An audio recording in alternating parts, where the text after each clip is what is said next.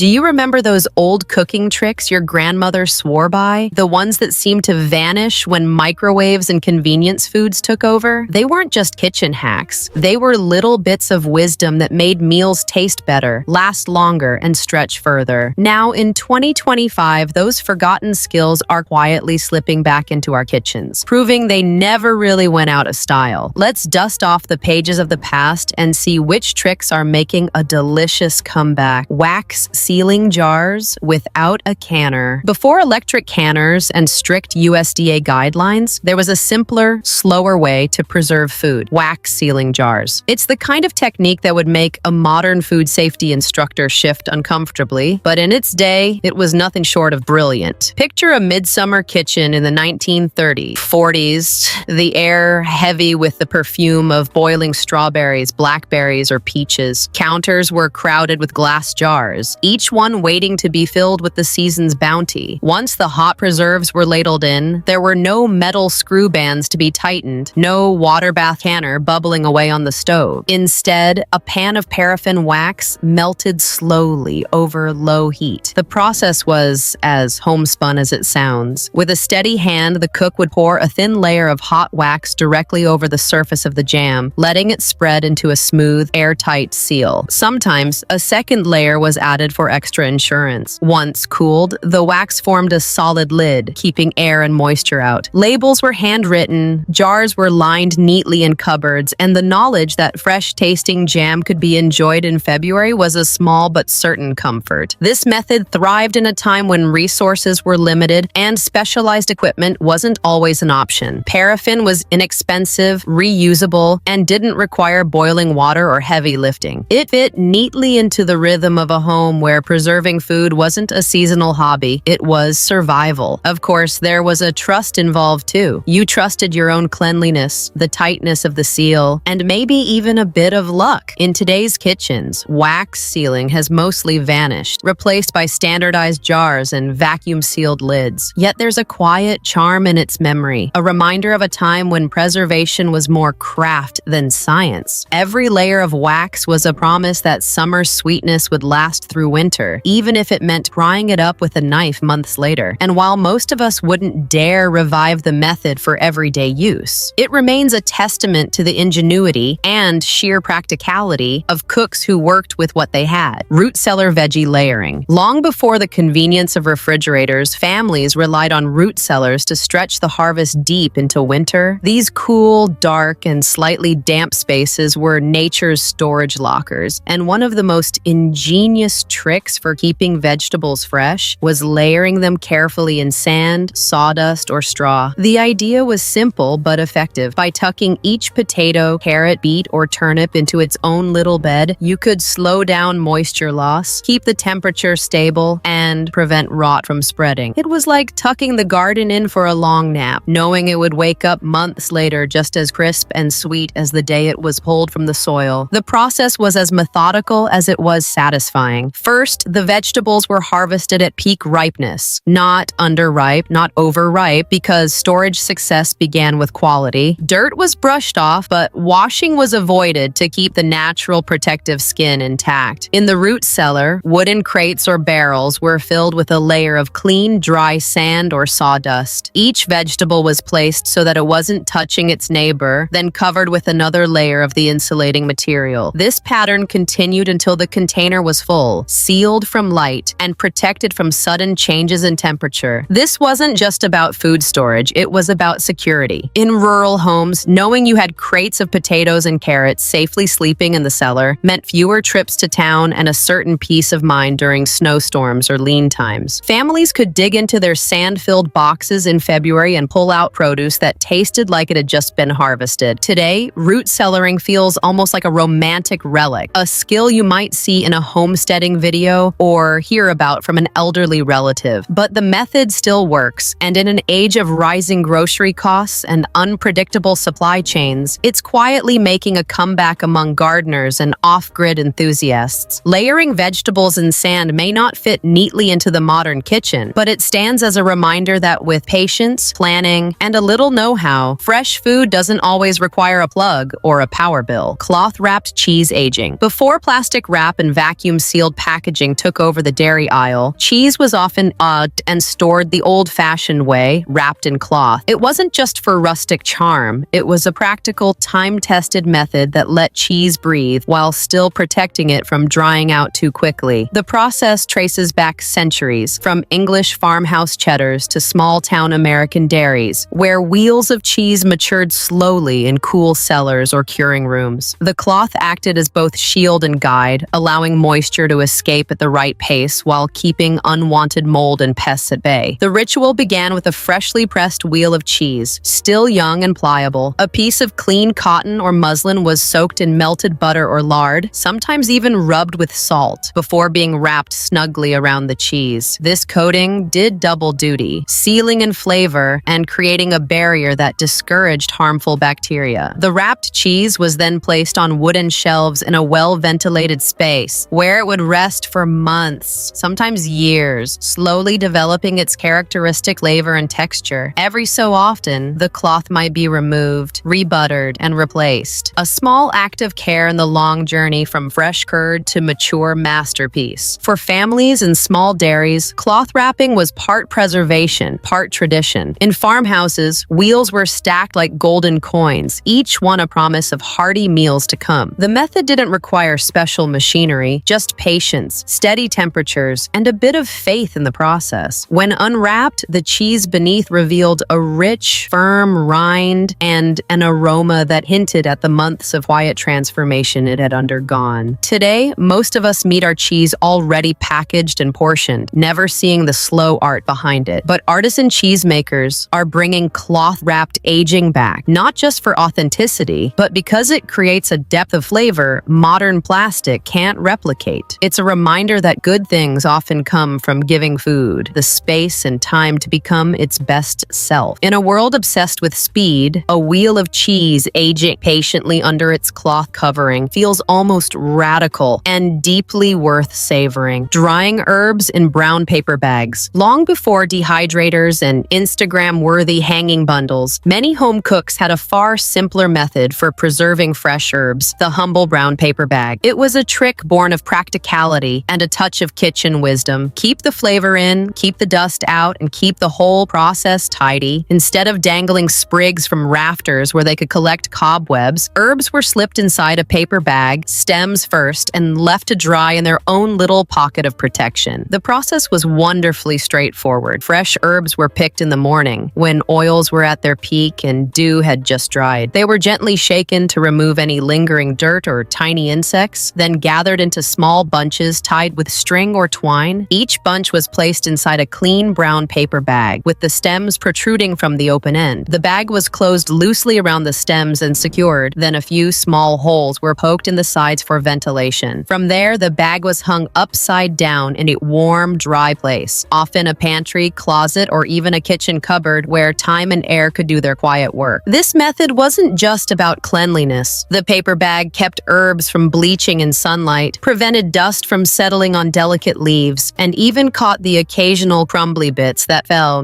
during the drying process. Weeks later, the leaves inside would be brittle yet fragrant, ready to crumble into stews, roasts, or breads. The flavor was deeper than anything store-bought, and there was a certain pride in seasoning dinner with herbs you'd tended and preserved yourself. Today, in the age of climate-controlled dehydrators and online spice subscriptions, drying herbs in paper bags might seem quaint, but it remains an elegant solution for anyone with a garden windowsill or a farmer's market haul. It's proof that preserving flavor doesn't require gadgets, just a paper bag, a little patience, and the quiet satisfaction of filling your pantry with the scent of summer, ready to be unleashed into a pot of soup on a cold January evening. Reusing pickle brine. In many kitchens of the past, an empty pickle jar was never truly empty. Once the last cucumber spear or pickled beet was gone, what remained was a cloudy, tangy liquid packed with flavor, and thrifty cooks knew better than to pour it down the drain. Reusing pickle brine was both a frugal habit and a creative spark, a way to stretch a purchased or homemade jar into something new without spending an extra dime. The brine, after all, was already seasoned with vinegar, salt, sugar, and spices. It was practically begging for a second life. The most common reuse was simply making more pickles. Fresh vegetables, carrot sticks, green beans, onion slices, or hard-boiled eggs could be dropped straight into the leftover brine, absorbing its sharp tang over the course of a few days in the fridge. This shortcut, quick pickling didn't have the longevity of a full canning process, but it offered nearly instant gratification and kept food from going to waste. In farmhouse kitchens, this trick might also be used for scraps, the last few okra pods from the garden, or a handful of radishes that wouldn't survive another week. But the uses didn't stop there. Clever cooks whisked pickle brine into salad dressings, stirred it into potato salad, or splashed it into deviled egg filling for a subtle kick. Some even used it to marinate meat or brighten up soups. It was a seasoning, a preservative, and a flavor enhancer all in one, living proof that what most people might see as leftovers could actually be an ingredient in its own right. Today, reusing pickle brine is enjoying a quiet revival, thanks in part to the no-waste movement and a renewed interest in bold, tangy flavors. Home cooks are experimenting with everything from pickle-brined fried chicken to brine-based Bloody Marys, proving that old habits adapt easily to modern tastes. It's a small but satisfying act of thrift, rescuing that liquid gold from the drain and turning it into something worth savoring. In the end, reusing pickle brine isn't just about saving money, it's about honoring the full potential of what's already in your pantry, just as generations before us did without a second thought. Butter crocks. Before refrigerators hummed in every kitchen, keeping butter fresh and spreadable was a daily challenge. Too warm, and it would spoil. Too cold, and it turned into a rock-hard block that tore through bread like a chisel. The butter crock, also known as a French butter keeper, was the elegant, low-tech solution. This clever little pot, often made of ceramic or stoneware, kept butter at just the right temperature without any electricity, allowing it to stay soft, flavorful, and ready for spreading no matter the season. The design was simple but brilliant. A butter crock had two parts, a base and a lid that doubled as a cup. The lid was packed with fresh butter, pressed in to remove air pockets, while the base was partially filled with cool water. When inverted, the butter-filled lid sat inside the base, with the water forming an airtight seal that kept oxygen out and bacteria at bay. The result was butter that stayed fresh for weeks and retained its creamy texture, even in summer kitchens. Every few days, the water was changed to maintain freshness, and the ritual became as routine as making the morning coffee. In farmhouse kitchens, a butter crock was as common as a bread box. It sat on the counter, ready for the day's biscuits, toast, or cornbread. There was a small pride in having butter that didn't need to be chipped away or microwaved, something both practical and indulgent in equal measure. The crock also freed up precious icebox space, which was often reserved for milk, meat, and other perishables that couldn't sit on the counter. Today, butter crocks have made a quiet comeback, embraced by home cooks who appreciate their mix of old-fashioned charm and modern usefulness. They're sold in sleek, minimalist designs as well as rustic, hand-thrown pottery, appealing to both the practical cook and the aesthetic-minded kitchen curator. In an era where many rediscover the joy of real butter over margarine, the butter crock stands as a reminder that sometimes the simplest solutions, born of necessity, endure because they work so well. It's proof that keeping butter soft and ready to spread doesn't have to be complicated, just clever. Breadcrumb extenders and meatloaf. In the lean years of the Great Depression and through wartime rationing, cooks learned how to make every scrap count. Meat, especially ground beef, was precious, and stretching it meant the difference between feeding 4 people or feeding 8. One of the simplest yet most effective tricks was adding breadcrumbs to meatloaf. Far from being just filler, these crumbs transformed the texture, helped retain moisture, and absorbed the rich flavors of onions, spices, and drippings. It was frugality disguised as culinary wisdom, a way to make less meat go further without anyone feeling deprived. The process was almost instinctive for home cooks of the era. Stale bread was never wasted. It was saved, dried, and crumbled by hand or ground through a simple mill. These crumbs were mixed into seasoned ground meat along with eggs to bind everything together. As the loaf baked, the breadcrumbs swelled slightly, soaking up juices and creating a tender, almost airy bite that pure meat alone could never achieve. Families didn't just tolerate this adaptation. They came to expect that soft, savory slice as the standard for meatloaf. In many kitchens, the practice wasn't just about thrift, it was about tradition. Grandmothers taught daughters how much crumb to add had bibial, not by measuring cups, and every household had its own ratio. Some added milk to the crumbs for extra tenderness, while others incorporated leftover rice, oats, or crushed crackers when bread was scarce. The result was always satisfying, a hearty dish that could be sliced thick for dinner and served cold in sandwiches the next day. Today, the idea of extending meat with breadcrumbs might sound like a cost-cutting compromise, but modern cooks are rediscovering its benefits. Gourmet recipes now call for fresh artisanal crumbs or panko to achieve a lighter texture, and even high-end restaurants play with the balance of bread and beef. What began as a necessity has endured as a technique, proving that resourcefulness in the kitchen often leads to better flavor and texture. The humble breadcrumb, once a symbol of thrift, remains an unsung hero of the meatloaf, a small reminder that making more out of less can taste surprisingly good. Potato water as soup base, hidden flavor boost. In the days before boxed broth and instant bouillon, home cooks relied on every scrap of flavor they could coax from their ingredients. One of the simplest yet most overlooked tricks was saving the water used to boil potatoes and using it as the base for soups, stews, or gravies. Far from being a bland byproduct, potato water was loaded with starch, minerals, and a subtle earthy flavor that gave body and depth to whatever it touched. It was frugality at its finest, turning something most people would pour down the drain into a hidden kitchen treasure. The method was effortless. After potatoes were boiled for mashing, roasting, or a side dish, the cloudy, slightly thickened water left in the pot was poured into a jar or directly into the soup kettle. Its gentle starchiness acted as a natural thickener, giving soups a silky mouthfeel without adding cream or flour. The faint potato essence paired beautifully with vegetables, beans, and meat, rounding out flavors in a way that plain water never could. In farmhouse kitchens, it was common to make a hearty vegetable soup right after boiling potatoes, letting that enriched water form the backbone of the broth. For thrifty families, potato water wasn't just about flavor, it was about efficiency. It meant fewer wasted nutrients and less reliance on store-bought stock, which might have been expensive or unavailable. Some cooks even used it in bread dough, where the starch helped create a soft crumb, or in gravies, where it blended seamlessly with pan drippings. Today, with cooking shows and social media celebrating zero-waste kitchens, the old habit of saving potato water is making a quiet comeback. Modern recipes tout it as a gluten-free thickener or a plant-based alternative to dairy and creamy soups. What was once second nature to Depression-era cooks now feels almost ingenious, a little reminder that good cooking often comes from paying attention to the smallest details. Potato water may not look glamorous, but in the right hands, it can be the secret ingredient that makes a pot of soup taste like it's been simmering all day. Proof that even humble leftovers can be culinary gold. End of the week stew. Before meal planning apps and perfectly portioned grocery hauls, most home kitchens followed a natural rhythm. Fresh foods were eaten early in the week, and by Friday or Saturday, the refrigerator, or more often, the ice box, was a curious collection of odds and ends. This is where end of the week stew came in, a dish less about strict recipes and more about resourcefulness. It was the grand finale of the week's cooking, where every leftover, lonely vegetable and small scrap of meat found new purpose in a single simmering pot. The beauty of this stew was in its adaptability: a bit of roast beef from Sunday, the last few carrots from a midweek roast chicken, a handful of beans from last night's salad. All could be diced, tossed into a pot, and transformed into something hearty and satisfying. The base might start with broth, tomato juice, or even the starchy water from boiling potatoes earlier in the day. Seasoning was a mix of whatever was on hand: salt and pepper for sure, perhaps a pinch of dried herbs, or the last splash of Worcestershire sauce hiding at the back of the cupboard. As it simmered, flavors melded together in that magical way only slow cooking can achieve. For families, end-of-the-week stew wasn't just about avoiding waste, it was about stretching the budget without feeling deprived. Served with a loaf of bread or biscuits, it could feed a crowd with very little new expense. In rural areas, it also freed up space in the icebox before the next trip to town, ensuring nothing spoiled. And because no two batches were ever exactly the same, it kept mealtime interesting, even even on a tight budget. Today, the idea lives on in clean-out-the-fridge soups and one-pot meals, though it's often framed as a trendy zero-waste practice. But for past generations, it was simply good sense, a way to respect the work that went into growing, buying, and preparing food. An end-of-the-week stew was proof that with a little creativity, the scraps of yesterday could become the comfort food of today, warming both the body and the conscience with each ladleful. Saving bacon grease. In kitchens of the past, frying bacon wasn't just about the crispy strips. It was about the golden liquid left behind in the pan. That shimmering, savory fat was too valuable to waste, and generations of cooks knew it. Saving bacon grease was as automatic as making the morning coffee. Once the bacon was lifted out, the pan was tilted, and the hot drippings were poured through a small strainer or simply scraped into a tin or glass jar. This jar, often kept right on the stove or in the icebox, became the secret flavor weapon for countless dishes. Bacon grease served as the original all-purpose cooking fat, long before vegetable oil or cooking spray lined grocery store shelves. A spoonful could fry eggs to perfection, add depth to cornbread, or season green beans until they sang with smoky richness. It brought life to fried potatoes, gave gravies a savory backbone, and turned a humble pot of beans into something worth lingering over. In Southern kitchens, it was almost sacred, a symbol of thrift and flavor intertwined. The practice was as much about frugality as it was about taste. Meat was expensive, and throwing away fat meant throwing away calories and richness that could stretch other foods further. During lean years, bacon grease might even replace butter in recipes, lending a subtle smokiness to biscuits or pie crusts. The jar of saved grease was a tangible link between meals, each spoonful carrying the memory of breakfast passed into the next dish. Today, while many have traded it for lighter oils, bacon grease is enjoying a quiet revival among home cooks and food enthusiasts. Some save it for nostalgic reasons, others for the undeniable flavor it imparts. It's a reminder that in the kitchen, waste was once unthinkable, and the simplest resourcefulness often yielded the best results. A jar of bacon grease isn't just fat, it's tradition, seasoning, and a little bit of history, all waiting to be stirred into the next great meal. And for those who know, that first whiff of bacon-infused steam curling up from the pan is as much comfort as it is cooking. Oatmeal as ground beef filler. During the lean years of the Great Depression and wartime rationing, stretching meat was a skill every frugal cook mastered. Ground beef, though cheaper than steaks or roasts, was still precious, and making it feed more mouths without sacrificing taste was an art form. One of the most ingenious tricks was using oatmeal as a filler. Not the sweet, fruit-topped breakfast kind, but plain rolled oats. Humble, shelf-stable, and capable of turning a pound of beef into a meal for twice as many people. The process was straightforward. A measured handful or two of oats was stirred directly into seasoned ground beef, sometimes softened with a splash of milk or broth to help them bind. As the mixture cooked, whether shaped into meatloaf, meatballs, or patties, the oats absorbed juices and swelled, creating a tender, hearty texture. Far from diluting the dish, they carried the flavor of onions, garlic, and spices, making the meal feel just as satisfying as a meat-only version. In fact, in many households, the taste of real meatloaf was inseparable from the soft bite of oats within it. This trick wasn't just about thrift, it was also about nutrition. Oats added fiber and bulk, making meals more filling at a time when every calorie counted. In rural kitchens, where trips to the store were infrequent, a sack of rolled oats could stretch multiple dinners without requiring extra meat. For busy homemakers, it also meant fewer trips to the butcher and more predictable meal planning. Today, oatmeal as a ground beef extender has quietly found its way back into modern kitchens, though often for different reasons. Some use it as a healthier alternative to breadcrumbs, others as a gluten-free binder, and many simply for the tender texture it imparts. What was once born of necessity is now appreciated as a clever culinary choice. A scoop of oats in a bowl of ground beef carries with it decades of resourcefulness, a nod to the cooks who knew that feeding a family well had more to do with creativity and care than with lavish ingredients. It's proof that sometimes the simplest additions make the biggest difference. Double baked potatoes for extra portions. In the days when stretching stretching a meal was as much a part of cooking as seasoning it, potatoes were a dependable ally. They were inexpensive, filling, and endlessly adaptable. One particularly clever trick for feeding more people without anyone feeling shortchanged was the double bake method. This wasn't just a way to make a fancier side dish, it was a subtle act of economy, turning a few large potatoes into portions generous enough for a crowd. The process began with baking the potatoes until their skins were crisp and the insides fluffy. Once cooled slightly, each potato was sliced in half lengthwise, and the soft centers were scooped into a mixing bowl, leaving sturdy shells behind. Into the bowl went the makings of something richer, a splash of milk, a bit of butter, maybe some shredded cheese, chopped herbs, or even small amounts of leftover meat or vegetables. The key was to bulk up the filling with these add-ins, stretching it well beyond what the original potato provided. The seasoned mash was then spooned back into the waiting skins, but not in neat halves. By piling the mixture high and dividing it carefully, one potato could yield 3 or 4 filled skins instead of just 2. For families, this trick meant everyone got a serving that felt indulgent, even if the ingredients were modest. It was a dish that worked as well for a weekday supper as it did for a church potluck or holiday table. The crispy skin acted as its own serving vessel, making cleanup easy and presentation appealing.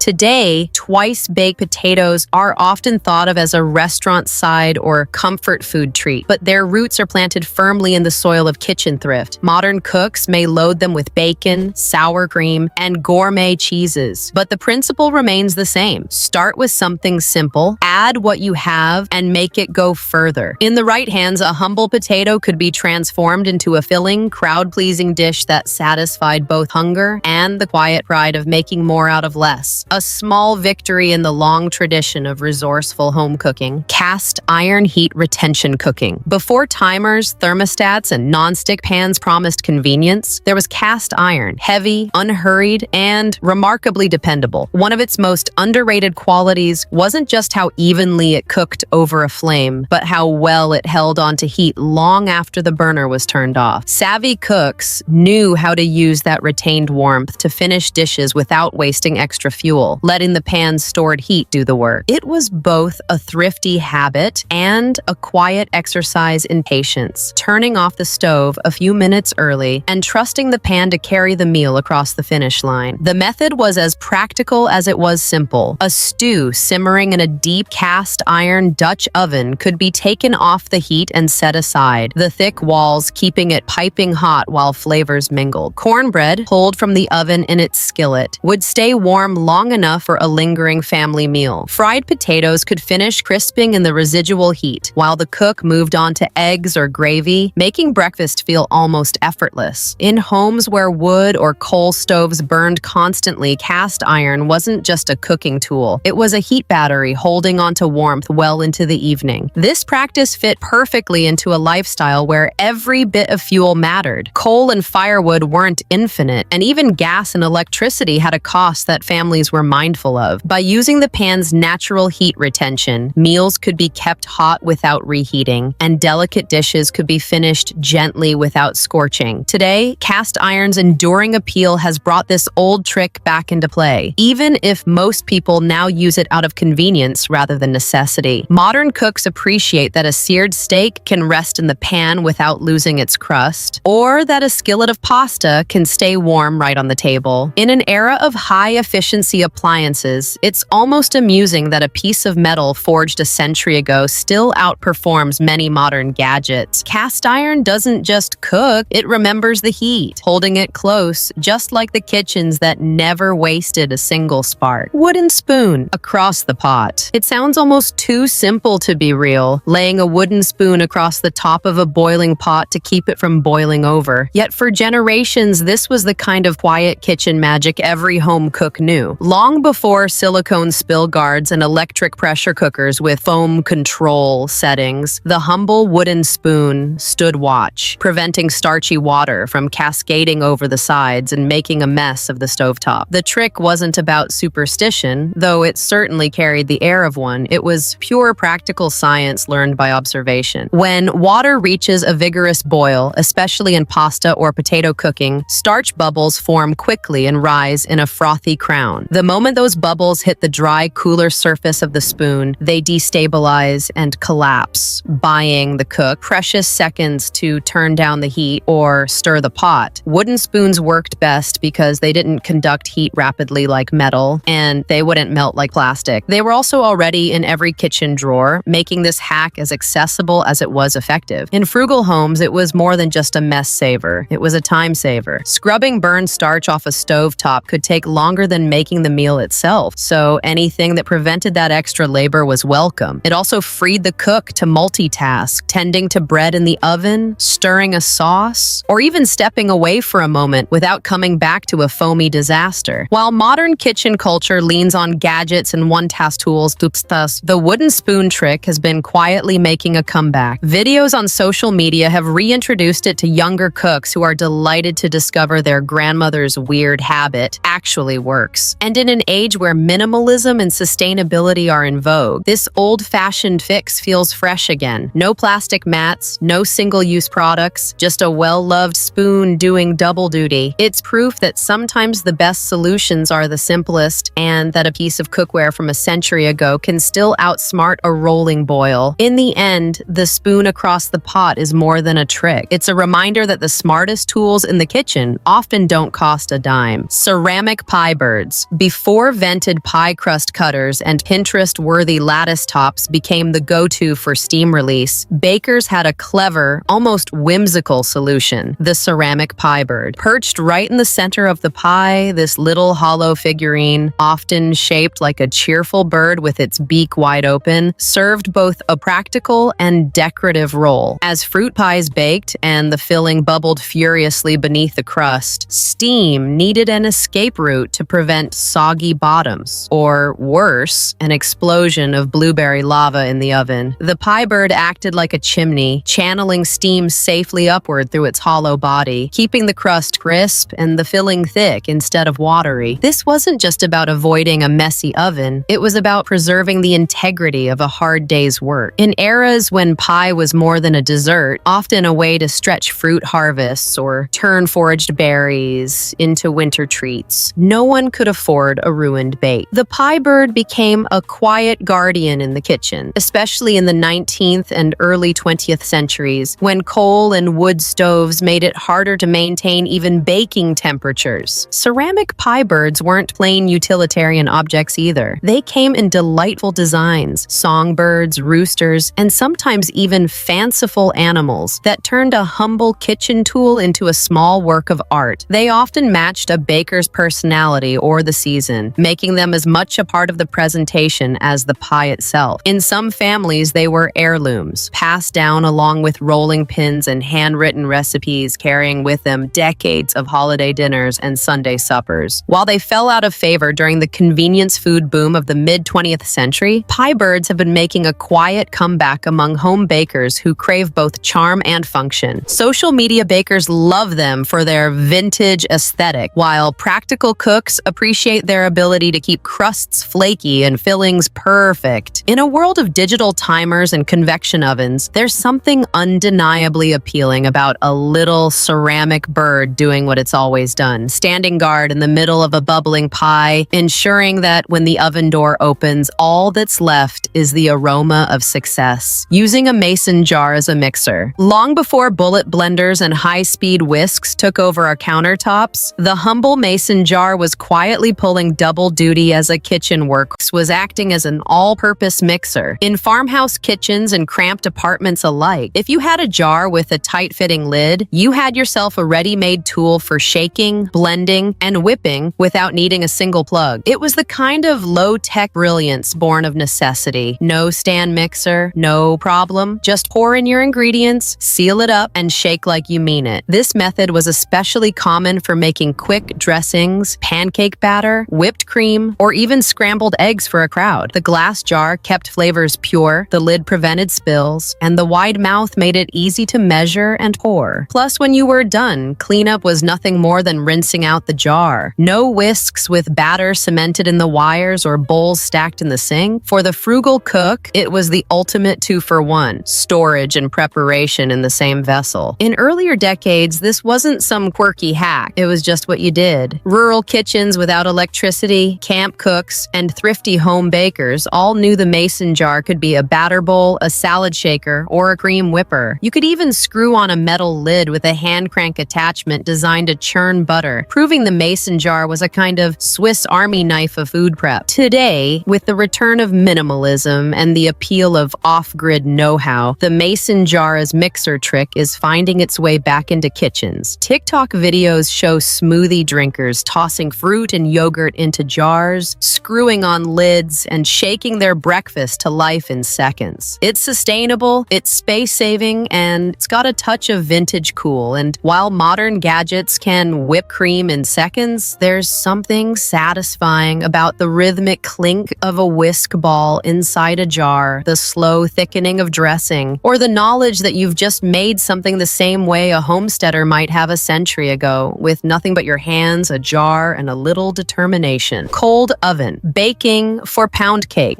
Today I'm going to be making a cake in a cold oven. That's right, no preheating at all. There's a certain magic in the old-fashioned technique of cold oven baking, especially when it comes to pound cake. At first glance, it sounds like a mistake. Why on earth would you put a cake in an oven that isn't even preheated? But for generations of bakers, especially Southern home cooks, this was a trusted method to coax out a tender crumb, a lofty rise, and that golden, slightly crisp crust that made pound cake the queen of coffee tables and church socials. The idea is simple. You mix your batter, rich with butter, sugar, eggs, and flour, then pour it into a prepared pan. Instead of sliding it into a blazing hot oven, you place it into a cool one, set the temperature, and let the magic happen gradually. As the oven warms, the batter slowly heats, giving the leavening agents time to work at their own pace. The result? A cake with an even rise and a moist interior, without that dreaded dome crack or dense middle that can plague quick-baked versions. This method has roots in a time before precise temperature controls, when wood or gas ovens didn't always cooperate. Starting cold gave bakers a little more insurance that the heat would build gently and evenly, rather than shocking the batter into uneven baking. It also fit into the natural rhythm of the day. Cakes could be put into the oven before it was fully hot from earlier cooking, making the most of residual heat and saving fuel. Modern bakers, armed with convection settings and digital thermometers, may dismiss cold oven baking as quaint, but there's been a quiet revival. Food bloggers and retro recipe enthusiasts are rediscovering that this method yields a texture and flavor worth the extra patience. And let's be honest, there's a touch of drama in telling guests that your perfect pound cake was baked in a cold oven, as if you've unlocked some mysterious culinary secret. In a world obsessed with speed, cold oven baking is a reminder that sometimes the best results come from slowing down. It's a little rebellion against the rush, a nod to the way our grandmothers baked, when patience and a good recipe were the most important tools in the kitchen. Rolling pins filled with ice. Before refrigeration was everywhere and countertops were littered with silicone gadgets, bakers had to get creative about keeping their pastry dough cool. One clever invention from the mid-20th century, and still a hidden gem for serious pie makers, was the rolling pin you could fill with ice or cold water. The logic was simple. The colder your rolling surface, the less likely your butter would melt into the dough, and the flakier your crust would be in the oven. It was a low-tech, high-ingenuity solution that didn't require marble counters or fancy chillers, just a hollow metal or plastic pin, a little water, and patience. The process began by unscrewing a cap at one end of the rolling pin, filling it with crushed ice or very cold water, then sealing it back up. As you rolled out pie dough, puff pastry, or biscuits, the cold core kept the surface temperature lower than the surrounding air, giving you precious extra minutes before the fat softened. This meant your dough stayed tender and easy to handle, with fewer sticky mishaps and less overworking. For cooks in warm climates or summer kitchens with no air conditioning, it was nothing short of a game changer. changer. There was also a certain satisfaction in the ritual, emptying the pin after baking, drying it carefully, and tucking it away for next time. Many of these rolling pins were built to last with heavy-duty metal that doubled as a weight for even rolling. In the days when kitchens relied more on ingenuity than on disposable tools, this kind of multi-year, low-maintenance gadget was exactly the kind of thing worth keeping. Today, the ice-filled rolling pin has a niche fan base among professional bakers and nostalgic home cooks. It's occasionally spotted in antique shops or specialty kitchen stores, often prompting conversations like, "My grandmother had one of these." Modern versions even come with gel-filled cores you can freeze, combining the old principle with new convenience. In an era where we chase perfect bakes through precision thermometers and high-tech mixers, the ice-filled rolling pin is a reminder that sometimes the simplest solutions, born out of necessity, are still the most elegant. Cool dough, warm memories, and a perfect pie crust. That's kitchen history worth rolling with. Pan drippings for gravy. Today we're going to make an easy gravy from turkey pan drippings. You could do the same thing with chicken drippings,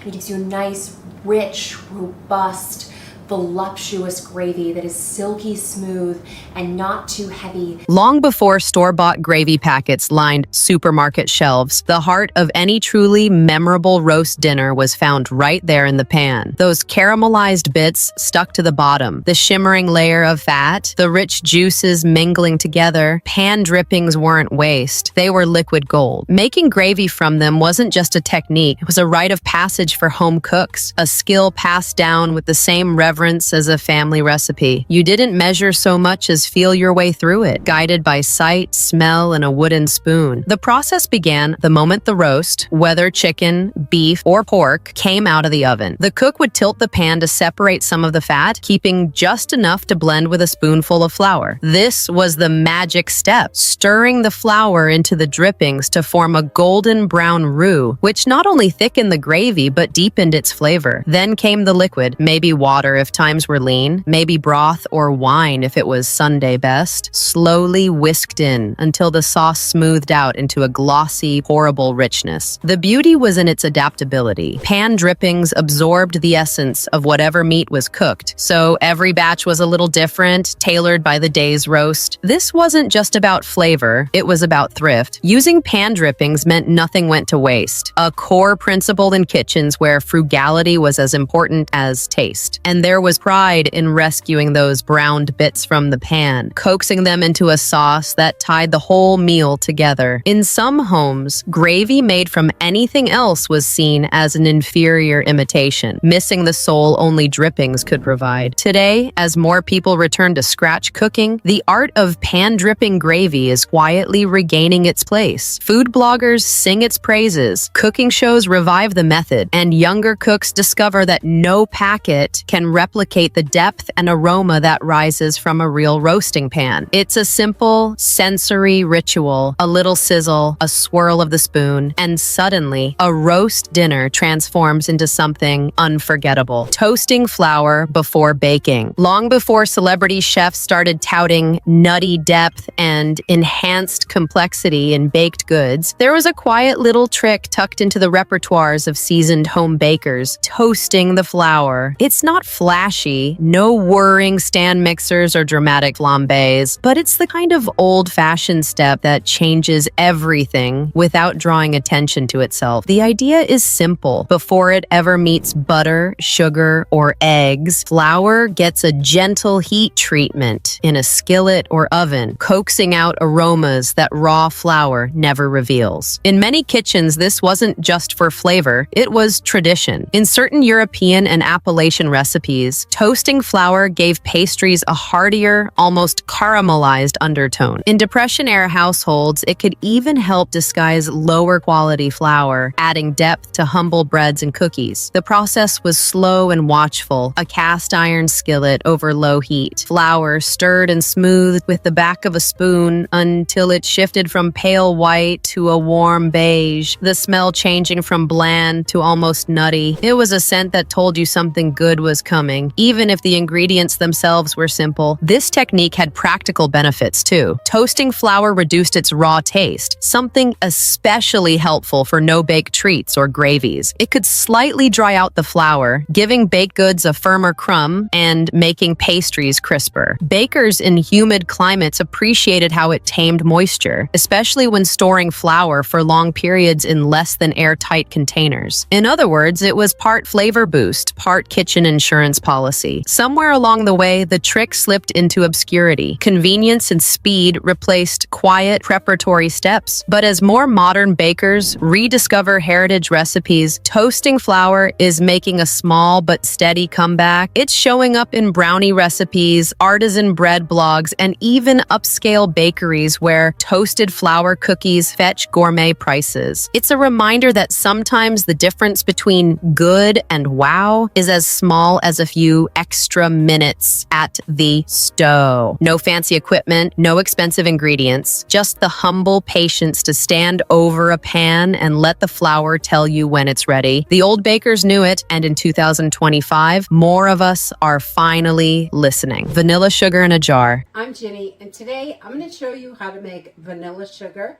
There's something quietly magical about opening a jar and being met with the warm floral sweetness of vanilla, especially when it's not from an expensive bottle of extract, but from sugar itself. Long before boutique spice shops and Pinterest-worthy pantry makeovers, home cooks had a simple trick. Tuck a split vanilla bean into a jar of sugar, seal it tight, and let time do the rest. Weeks later, every grain would be infused with that unmistakable scent, ready to lend a subtle richness to everything from morning coffee to holiday cookies. This wasn't a flashy kitchen skill. It was more of a quiet background player. For frugal households, it was a way to stretch a precious vanilla bean for months instead of using it up in one recipe. For meticulous bakers, it was a small step that elevated every dessert without extra cost or fuss. A spoonful stirred into whipped cream gave it a perfume that plain sugar couldn't match. A sprinkle over fresh berries made them taste like they belonged in a cafe menu description. The process couldn't be simpler. A clean, dry jar, a cup or two of sugar, and a fresh or even spent vanilla bean, the kind scraped clean for another recipe, were all you needed. Over time, the natural oils from the pod seeped into the sugar, transforming it from a bland sweetener into something layered and aromatic. The longer it sat, the stronger the flavor became. Some home cooks even topped it off as they used it, creating a jar that lasted for years. It wasn't just about flavor, though. Vanilla sugar carried a certain old-world charm, a sense of care that spoke to slowing down in the kitchen. It was the sort of touch a grandmother would pass along without a recipe card, just a quiet, "Here, smell this," as she lifted the lid. Now, in an age where specialty syrups and extracts crowd store shelves, this trick is coming back, not as a novelty, but as a reminder. Good food doesn't always need complexity. Sometimes it just needs a jar, a bean, some sugar, and the patience to let them get to know each other. Adding coffee to chocolate recipes. There's a secret many seasoned bakers have known for generations. If you want your chocolate desserts to taste more chocolatey, you don't add more chocolate. You add coffee. It sounds counterintuitive at first, like a magician revealing a trick that makes no sense until you see it in action. But once you've tried it, there's no going back. A splash of brewed coffee, a spoonful of instant espresso powder, or even a shot of strong leftover morning brew can transform brownies, layer cakes, and fudge into something deeper, richer, and more complex. The magic lies in the way coffee's natural bitterness plays with chocolate's flavor compounds. Rather than making the dessert taste like mocha, the coffee quietly disappears into the background, amplifying the cocoa notes in a way that's almost sneaky. For Depression-era home bakers, this was less about culinary sophistication and more about practicality. Coffee was often on hand, and stretching cocoa's flavor meant you could use less of it without sacrificing taste. It was a thrift-friendly trick with gourmet results long before gourmet was a marketing term. Preparation was never fussy. Some cooks stirred cooled coffee directly into cake batter, replacing part of the liquid in the recipe. Others dissolved a spoonful of instant coffee into hot water or milk before mixing it in, ensuring an even distribution distribution. The key was balance. Enough coffee to boost flavor, not so much that it overwhelmed the chocolate. The result? Brownies that tasted like they'd been made with twice the cocoa, or a chocolate frosting so lush it felt like silk on the tongue. Beyond flavor, there was something quietly clever about this method. It made use of leftovers, it elevated humble recipes, and it gave bakers a subtle edge. The kind of detail guests couldn't quite pinpoint, but always remembered. It wasn't the sort of tip you'd find plastered across a 1950s magazine cover, but it might be scribbled in the margin of a well-loved recipe card. Today, this old trick is making a comeback in home kitchens and even professional bakeries. It's proof that sometimes the most modern tasting ideas have been hiding in plain sight for decades, right there in the bottom of your coffee cup. Fermenting cabbage in a crock.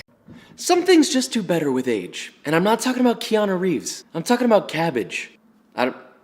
Before refrigeration and vacuum-sealed bags of ready-to-eat coleslaw, fermenting cabbage in a crock was both a preservation method and a quiet act of culinary alchemy. Families would gather in late autumn, often after the first frost sweetened the cabbage heads, to shred, salt, and pack them tightly into large stoneware crocks. This wasn't just food prep. It was a seasonal ritual, a mix of practicality and patience, ensuring that long after fresh vegetables were gone, there would still be something tangy, crunchy, and full of life to scoop onto a plate. The process was almost deceptively simple. Fresh cabbage was finely sliced, layered with coarse salt, and pressed down, sometimes with bare hands, sometimes with a wooden tamper, until it began to release its briny liquid. This natural brine became the cabbage's own protective blanket, sealing out harmful bacteria while welcoming the friendly lactobacillus that would transform it into sauerkraut. The crock's heavy lid, often weighted with a clean stone or ceramic plate, kept everything submerged, while the cool darkness of a cellar or pantry provided the perfect slow fermentation environment. Over days and weeks, magic happened. Sharp raw cabbage mellowed into something savory and complex, its flavor deepening with each passing week. For many households, lifting the lid to check on the progress was like peeking into a sign that nature's chemistry was doing its quiet work. And while sauerkraut is most often associated with German kitchens, countless immigrant families across America use the same method, from Eastern Europeans to Koreans with their kimchi variations. Fermenting cabbage this way was a lesson in resourcefulness. It stretched the harvest, added vital vitamins to winter diets, and offered a burst of acidity that could brighten even the blandest boiled potato. In lean years, a crock of fermenting cabbage might be one of the few sources of fresh-tasting vegetables for months. Today, in a world where probiotics and gut health are wellness buzzwords, the humble crock has made its way back into kitchens, though now it might sit on a stylish countertop instead of a root cellar floor. And just like in the past, the reward is the same: a crisp, tangy bite that tastes like both survival and tradition. Onion skins for soup color. Long before food coloring came in tidy little bottles, cooks had a secret ingredient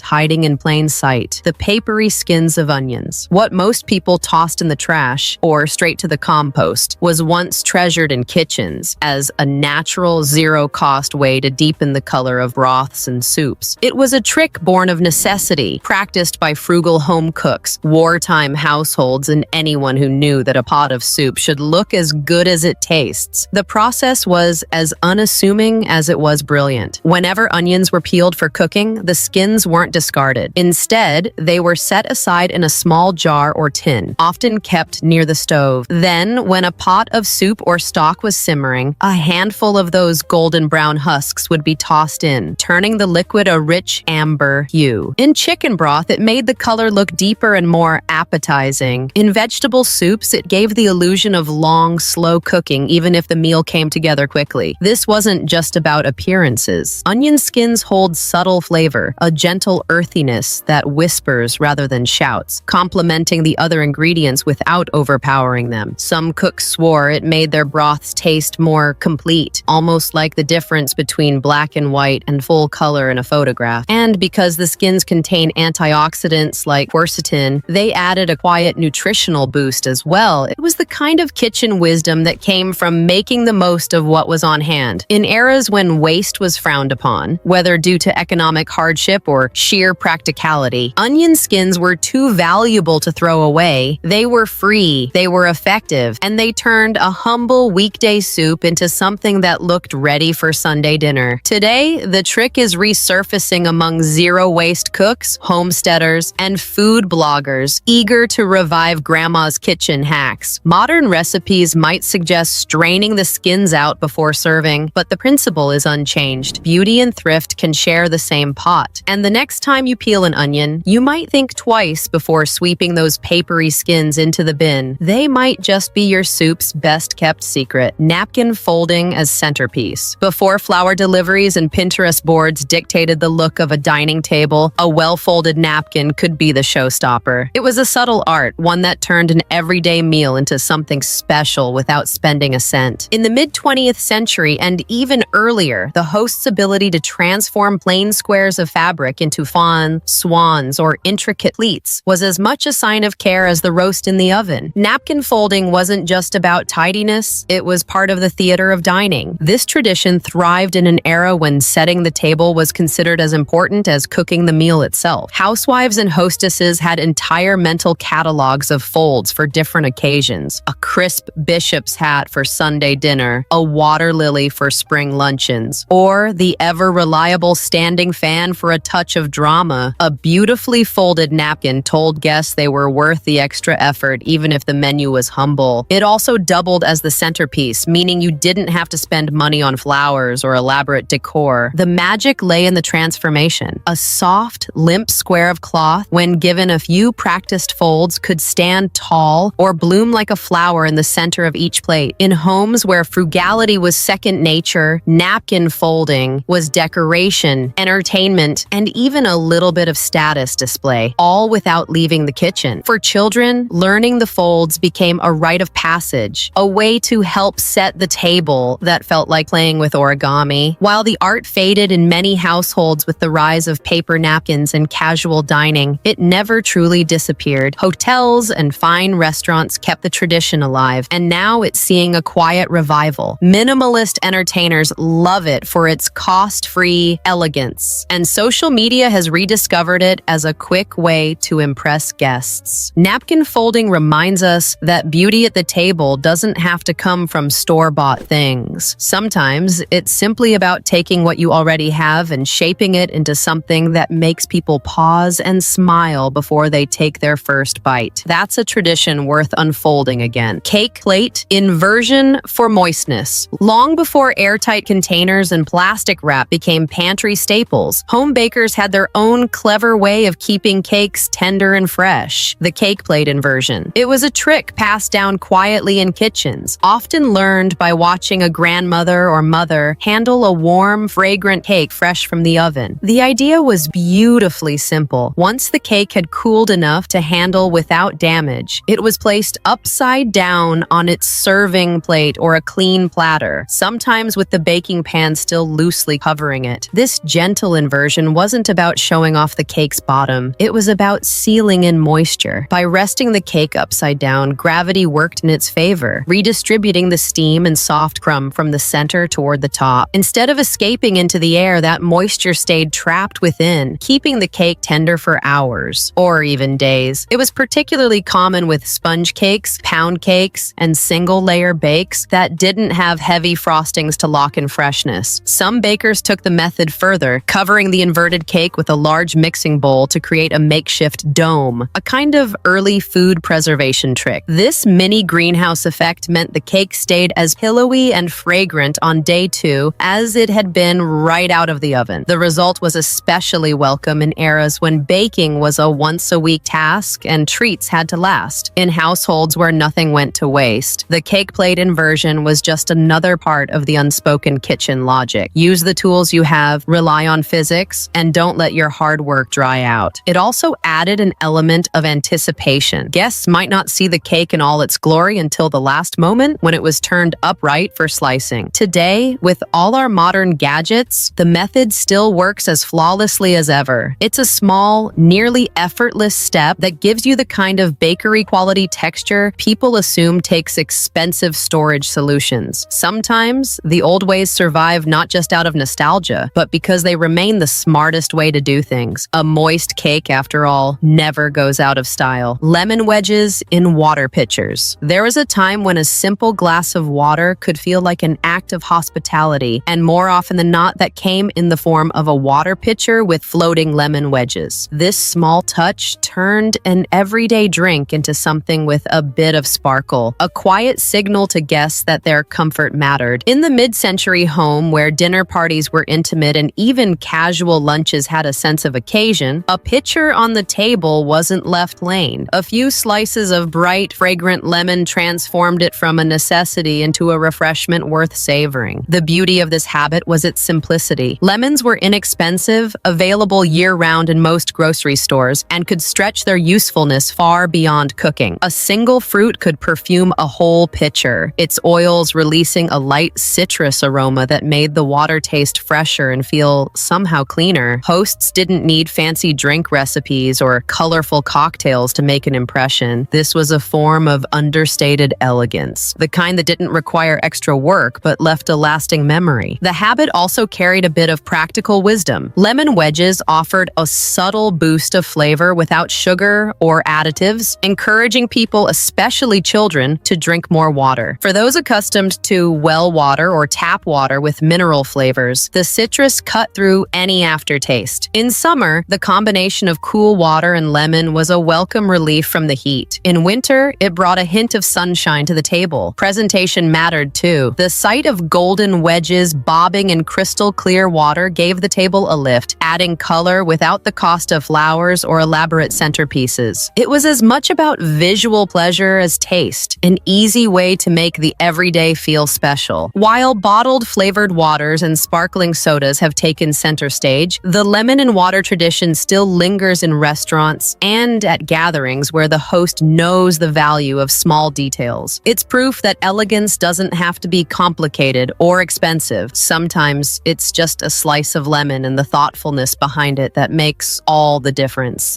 Layering salad in jars for picnics. Before insulated totes and plastic clamshell containers became the standard for portable meals, picnickers relied on glass jars to transport food. One particularly clever use was layering salads in jars, a method that kept greens crisp, flavors fresh, and presentation beautiful until the moment of serving. It wasn't just practical, it turned a humble salad into something worth showing off. The idea was rooted in both necessity and ingenuity. Glass jars were sturdy, reusable, and sealed tightly, making them perfect for travel by car, bike, or picnic basket. By layering ingredients in a specific order, a homemaker could control texture and freshness without any fancy gadgets. The dressing went in first, nestled at the bottom where it couldn't wilt the lettuce. Then came hearty vegetables, tomatoes, cucumbers, carrots, that could handle contact with the dressing without losing their crunch. Proteins like beans, cheese, or hard-boiled eggs came next, with softer ingredients and delicate greens layered on top. When the jar was turned over or shaken just before serving, everything mingled into a perfectly dressed salad. This method wasn't just functional, it was beautiful. The bright stripes of vegetables, greens, and toppings made for a colorful, layered display that felt cheerful and inviting when the jar was opened at the picnic table. In an era when outdoor dining was as much about atmosphere as nourishment, the visual appeal mattered. A jar of salad looked thoughtful, organized, and, without anyone saying it, lovingly prepared. It also reduced waste. There was no need for separate dressing containers, disposable plates, or the risk of soggy, unappetizing greens. The jar did it all, from transport to serving bowl, and could be rinsed and reused for the next outing. In leaner times, when thrift and resourcefulness were everyday habits, this was a perfect example of making do with what you had while still offering something special. Today, the concept has made a quiet comeback thanks to social media and the appeal of meal prep culture. But in truth, it's not a new invention. It's a vintage solution that still works flawlessly. Whether you're headed to a park, a beach, or simply your own backyard, a jar-layered salad carries with it a little slice of old-fashioned picnic charm. Glass milk bottles for chilled drinks. Long before plastic jugs and cardboard cartons filled grocery store coolers, milk arrived at the doorstep in sturdy glass bottles, cold from the dairy and ready for the breakfast table. These bottles, thick-walled and sealed with a paper or foil cap were designed to keep milk fresh. But clever homemakers quickly discovered they could be used for much more. On warm afternoons or at summer gatherings, those same bottles were pressed into service for chilled drinks, turning an everyday container into a charming and practical serving piece. Glass held a special advantage. It kept beverages colder for longer than many other materials. When stored in an icebox or refrigerator, the bottles absorbed the chill and maintained it, so lemonade, iced tea, or even fruit punch stayed refreshingly cool. The narrow neck helped reduce exposure to warm air, slowing down the loss of that icy temperature. It also made pouring neat and easy, a small but appreciated detail when serving guests outdoors or in a busy kitchen. There was also a touch of nostalgia in using them. The clear glass showed off the colors of the drinks: pale yellow lemonade, deep amber tea, ruby-hued berry punch, making them as appealing to the eye as they were to the taste. For picnics or porch visits, a row of glass bottles filled and capped could be nestled in a cooler of ice, ready to be passed around like an old-fashioned treat. In households where thrift was second nature, the reuse of milk bottles was simply common sense. They were washed, sterilized, and given a second life as juice holders, cold coffee containers, or even flavored water vessels. Beyond their practicality, there was something quietly elegant about serving from glass rather than plastic. It felt intentional, like the host had gone the extra mile, even if it was just repurposing what was already on hand. Over time, as home delivery faded and disposable packaging took over, this habit became less common, but never entirely disappeared. Today, vintage milk bottles are prized for both their beauty and durability, often brought back into service at farm-to-table restaurants or backyard parties. They remain a reminder that sometimes the simplest vessels make drinks taste just a little bit better. Using edible garnishes from the garden. Before grocery store aisles overflowed with pre-cut herbs and decorative produce, the most charming garnishes came straight from the backyard. For many home cooks, stepping outside to snip a sprig of parsley, pluck a ripe cherry tomato, or gather a few petals from an edible flower bed was simply part of preparing a meal. Garnishes weren't just about looks. They were fresh, flavorful, and an extension of the garden's bounty. In the days when every bit of the harvest was valued, edible garnishes served a dual purpose. A sprinkling of chives could add color and a gentle oniony bite to a potato salad. Nasturtium blossoms offered brilliant pops of orange and red, along with a peppery flavor that complemented cold meats or summer soups. Even a few tender lettuce leaves arranged under sliced cold cuts turned a simple plate into something inviting. The beauty of this approach was that it required no extra spending. It simply made use of what was growing right outside the kitchen door. These garnishes also reflected the rhythm of the seasons. In spring, there might be dill fronds and violet flowers. Summer brought basil tops, zucchini blossoms, and sprigs of mint. Autumn offered sage leaves and clusters of tiny grape tomatoes. A meal was subtly marked by what the garden had to offer that week, giving it a sense of place and time that no store-bought item could match. There was artistry in the way they were used. A single sprig of rosemary resting atop a roast chicken was both fragrant and beautiful. A ring of cucumber slices around a chilled salad bowl added crispness and visual appeal. Even dessert could benefit. Fresh berries scattered over a cake or a dusting of mint leaves on pudding made the presentation as memorable as the taste. Today, the practice is enjoying a quiet revival, especially among home gardeners and those who appreciate farm-to-table dining. Using edible garnishes from the garden transforms a meal from ordinary to memorable without fuss or expense. It's a reminder that beauty and flavor often grow side by side, and that the best finishing touches are sometimes found just a few steps from the kitchen door. And there you have it, 30 clever old-fashioned cooking tricks proving that good ideas never really go out of style. If you enjoyed this trip down culinary memory lane, give this video a like, share it with a fellow food lover, and don't forget to subscribe for more delicious nostalgia and timeless kitchen wisdom.